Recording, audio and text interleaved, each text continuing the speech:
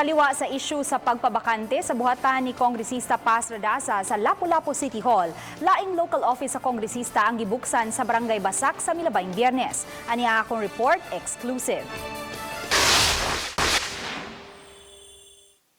Gikonpermar ni Basak Barangay Captain Isabelito Daynarla nga may local office si Kongresista Paz Radasa sa ilang barangay. Gani niya tumilabayng Biyernes sa hapon, gihimo ang blessing sa bagong buhatan sa kongresista nga nahimutang sa ikaduhang andana sa buhatan sa mga lupon. Present sa blessing ang kongresista. Matod ni Kapitan Daynarla, niadtong ikatulong semana sa Mayo, may padayag si Radasa og intensyon nga moabang sa naaswing dapit sa kantidad nga 25,000 pesos matag buwan.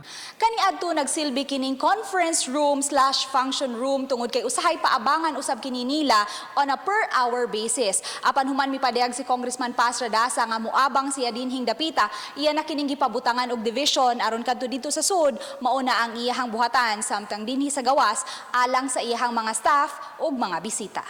Nag-aga na minimum kung sa usugod. Ano sa gisa mo usugod sa iyang opisina niya.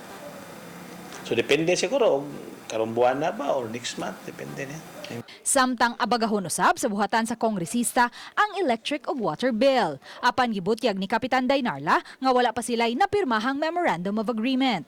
Last Monday nag-session mi, amo nang gibuhat ang resolusyon sa barangay. So na mo yung resolution? Gibuhat sa sekretary. Last Monday nag-session. Ang barangay, taga ko lang sa council authority to enter na muwa sa mayor. Sa pagkakutlo ning balita, wala pa'y opisyal nga pamahayag ang kongresista. Uban ni Rinante Quiñones, Luan Merondina, Balitang Besda.